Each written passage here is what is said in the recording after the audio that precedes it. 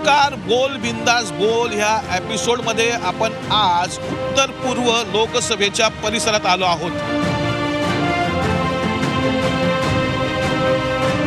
या परिसरामध्ये मराठी आणि गुजराती लोकांची संख्या ही जास्त आहे आणि हाच झालाय वादाचा मुद्दा। मराठी विरुद्ध गुजराती असा सामना इथे रंगलेला आहे। आता या वादाचा फायदा कोणाला होतो हे आपण पाहणार आहोत।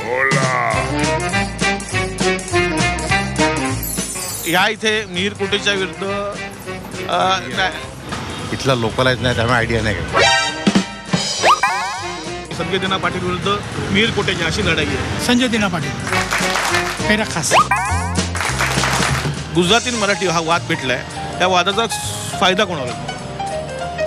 फायदा तो मिहीर कोटेच्या कोण जिंकते असं वाटतं? संजय दिना पाटील उभे आहे। हा, मग संजय दिना पाटील जिंकणार।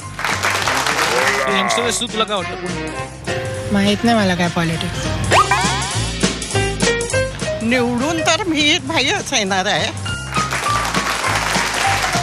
सर, लोकसभेचं इलेक्शन सुरू झालेलं आहे, प्रचार सुरू झालेला आहे।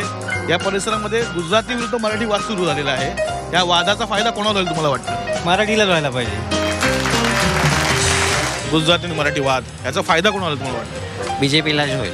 कोण जिंकेल असं वाटतं? लोकसभा सुरू आहे, गाडी आली इथे लोकसभा सुरू आहे। आता तिकडे गुजराती आणि मराठी वाद चांगला पेटलाय, याचा फायदा कोणाला होईल?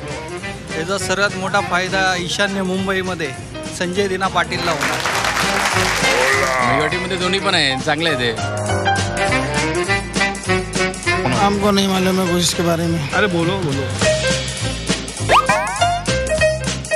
दादा, तुम्हाला काय वाटतं? संजय पाटिल का आपण? अच्छा काम किया है ना, इसके लिए संजय पाटिल ही आएंगे। काय वाटतं तुम्हाला? हा वादाचा मुद्दा आहे, याचा फायदा कोणाला? याचा फायदा नक्की बीजेपीला होईल। अबकी बार 400 पार। कोण निवडून वाटतं? दोघांचं गॅरंटी 50-50 आहे। दोघं पणची गॅरंटी वाटते 50-50%। दादा, कोण जितेगा क्या लगता है लोकसभा में? हम लोग हाँ?